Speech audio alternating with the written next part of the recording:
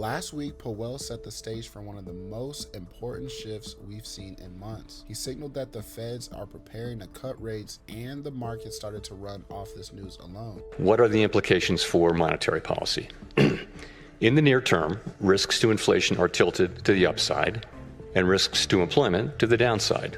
A challenging situation. So in this video, I'm breaking down exactly what will stocks do in the short term versus long term, what that means for small caps and large caps, and how you can take advantage of this window in the market before it passes. So let's get straight to it. Last Friday at Jackson Hole, Powell hinted the Fed is ready to cut rates as early as September. He acknowledged that inflation is still a little shaky, but said the bigger risk now is the job market cooling off too much. CME FedWatch is now pricing in almost a 90% chance of a September cut. In my opinion, that's very far-fetched, but that should show you how people think rate cuts are coming sooner than later. When the Feds even whisper about cutting rates, the first thing that moves are rate-sensitive stocks. Small caps take off because they rely on borrowing and debt. Lower rates means easier credit, cheaper refinancing, and more growth opportunities. That's why the Russell 2000 jumped almost 4% in a single session after Powell spoke. You then have housing and home builders rally. That means lower mortgage rates mean more buyers. We saw home builder stocks pop instantly. You also have utilities and financials also get love because rate cuts reduce financing pressure and support higher demand. But here's the key.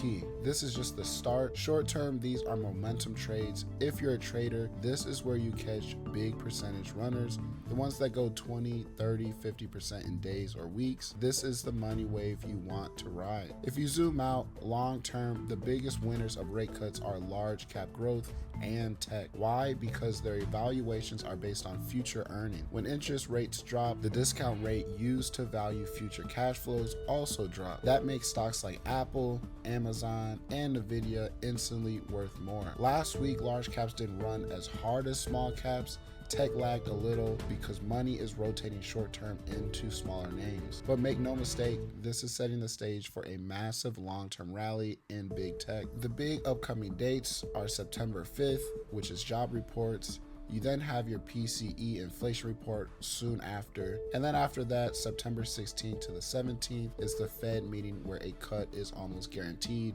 in most retail people's eyes. These events will be catalysts. Use them as triggers to scale in or lock in profit. Ride sector rotation. Money is moving fast. Retail is piling in. Hedge funds are rotating. Be in the right tickers at the right time. If you're in our Discord, you already know where we're positioned. If you're not, then I guess good luck. Right now is one of the most important times in the market we've seen in years. Rate cuts are coming, liquidity is flowing back in, and opportunities are everywhere. And here's the truth, if you don't have the skills to trade, you're going to get left behind just like the majority of people do every cycle. Every time the Fed shifts policy, the smart money is already prepared. They rotate into the right sectors, catch the momentum, and stack profits while everyone else is still watching on the sideline. That's exactly why I'm preparing everyone inside the Discord. We're not guessing, we're simply positioning. We're breaking down which setups matter, when to enter, and how to manage risk so you don't blow up before the real moves even start. This isn't about luck, it's about having the skill set and the right planning. And the people who don't take this seriously will be wondering why their accounts never grow. This is one of those rare times where both traders and investors win if you position yourself right. If you're interested in joining the Discord, you know where to find us. Link is in the description. If you got value from this breakdown, smash that like button, subscribe, and drop a comment. Are you leaning towards small caps or large caps in this Fed cycle? I'll see you guys in the next video.